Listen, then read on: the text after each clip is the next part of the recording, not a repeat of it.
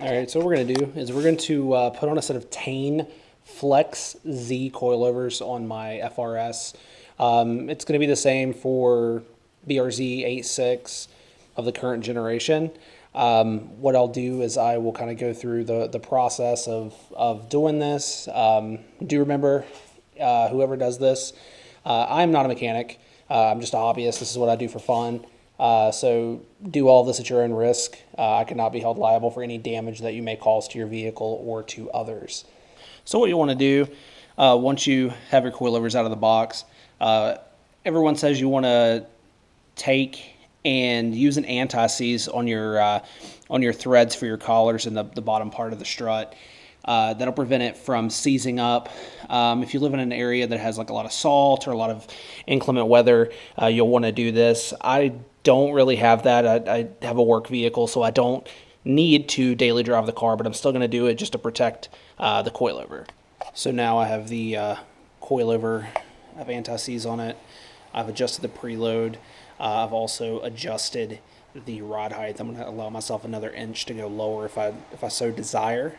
The next thing that you're going to want to do is take off your brake line, take off your ABS sensor, as well as take your end links off. Your end links, I believe, are a 15 or a 16 mil. You may have to use an Allen key. I'm using an impact gun, so it'll come right off. Your two bolts for the bottom part of your strut are going to be 19 millimeter. I use an impact gun and then just use a box wrench on the other end. On top, got this up here. It's going to be 12 mil. These are all 312 mil. Same for the other side. So what I'll do is, since I've talked you through it, I'm going to go ahead and take the strut off, put the coilover back on, and then I'll go to the rear once I'm done with the front, since the passenger side is the same way. All right, so what you're going to want to do next is go ahead and pull your trunk liner out. You can pull these like trim panel cover pieces off. You don't have to remove everything else.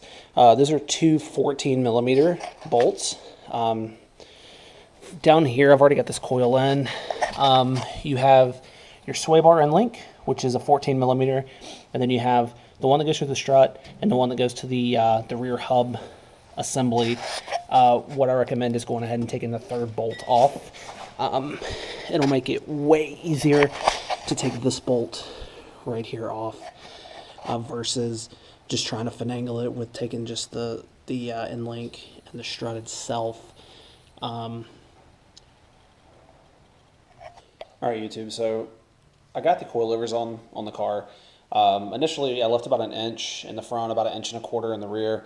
It didn't give me quite the rod height that I was looking for. What I ended up doing was going ahead and maxing out the front, maxing out the rear as much as I could.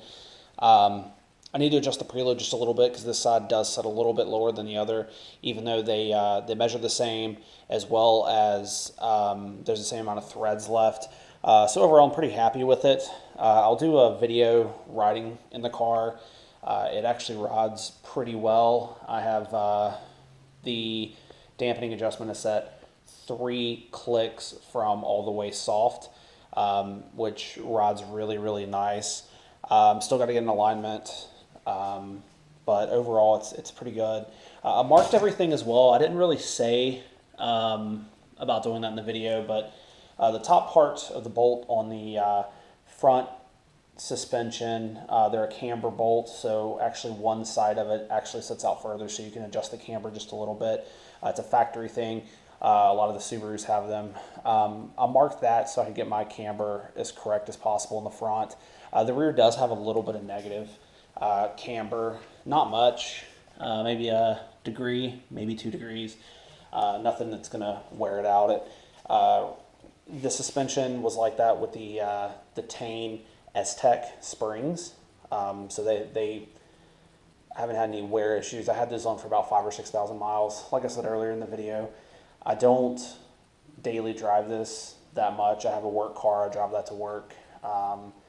This I usually just drive on weekends. Other than that, so far I'm really happy with it. I'll do like a review driving in the car, talking about it a little bit more. And then I do plan on in the future, maybe in a couple of months after getting aligned and everything, doing kind of a follow-up on it. just to let everyone know. Because overall, these coilovers are pretty cheap. They're, I think, $790 to $850 depending on where you find them at.